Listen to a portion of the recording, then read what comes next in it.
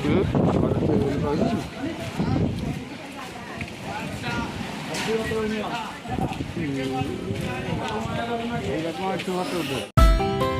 ମାନେ କେମିତି ଅଛ ସେ କଥା ଆପଣମାନେ ବତାଇବେ। ଆଉ ଜାଣିଛ ମୁଁ ରିଅଲ୍ ଏଷ୍ଟେଟ୍ ଆସିଛି ଆସିବାକୁ ଇଆଡ଼େ କାମ କାମ କରିକି ବି ହେଉନି ବହୁତ ଟାଇମ୍ ହେଉଛି ମନେ ହେଉନି ସେଥିପାଇଁ ଭିଡ଼ିଓ ମୁଁ କରିପାରୁନି। ଏବେ ଚାଲ ଟିକେ ବାହାରିବା ଟିକେ ଝଲକ ଦେଖିବା ବାହାରିବା ଝଲକ ଚାଲ ଯିବା ଦେଖିବା।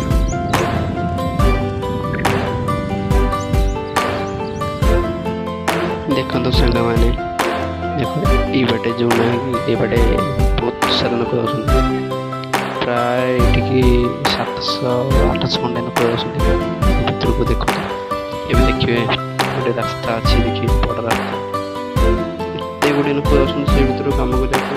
ମାନେ ସେ ଭିତର ମାନେ ଗୁମ୍ଫା ଭଳିଆ ହେଇଛି ମାନେ ପାହାଡ଼ ଦେଖନ୍ତୁ ପୁରା କଟା ହେଇକି ସେ ଭିତରେ ହେଇଛି। ମାନେ ଏଠି ସିଷ୍ଟମ୍ ହେଉଛି ଏଇ ଭିତରୁ ଯେଉଁ ମୁଣ୍ଡିଆ ଅଞ୍ଚଳ ଜାଗା ସେମାନଙ୍କ ପାଇଁ ପାଣି ଯୋଗାଇବା ପାଇଁ ସେଇ ଭିତରକୁ ପୁରା ଲୋକମାନେ ଯାଉଛନ୍ତି କାମ କରିବାକୁ। ସେଇ ଭିତରକୁ ମୁଁ ଥରେ ଭିଡ଼ିଓ କରିକି ଆଣିକି ଆପଣଙ୍କୁ ଛାଡ଼ିବି ଦେଖିବେ ବହୁତ ବଢ଼ିଆ ହେଇଛି ସେ ଭିତର ବହୁତ ବଢ଼ିଆ ହେଇଛି। ଏବେ ଚାଲ ଯିବା ଆମ ଯେଉଁ ସେପଟେ ଲୋକମାନେ ଗାଧୁଆଗାଧି କରୁଛନ୍ତି ଦେଖିବେ ପ୍ରାୟ କେତେ ଲୋକ ଗାଧୁଆଗାଧି କରୁଛନ୍ତି ବହୁତ ଲୋକ ଗାଧୁଆଗାଧି କରୁଛନ୍ତି। ଯଦି ଭିଡ଼ିଓକୁ ଭଲ ଲାଗିଛି ଲାଇକ୍ ସବସ୍କ୍ରାଇବ୍ କରନ୍ତୁ।